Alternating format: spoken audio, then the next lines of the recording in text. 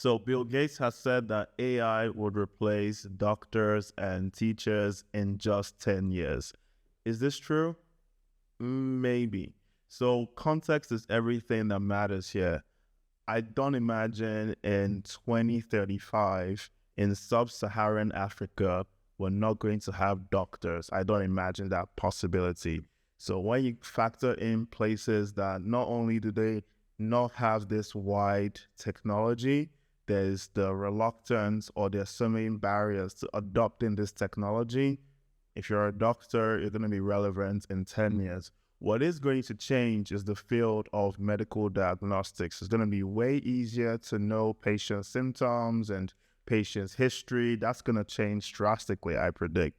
But people are always going to need someone that can interpret those results, counsel them, help them through their care. That's always going to be there.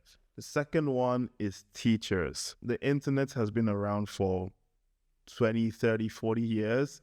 People have access to so much information, but teachers are still relevant because they don't just give you information, they guide you, they mentor you. People just want information from people that they can trust and they're in their corner. So the state of teaching, I predict, is going to change, especially in colleges and universities. I think that industry is quite archaic and is going to go away.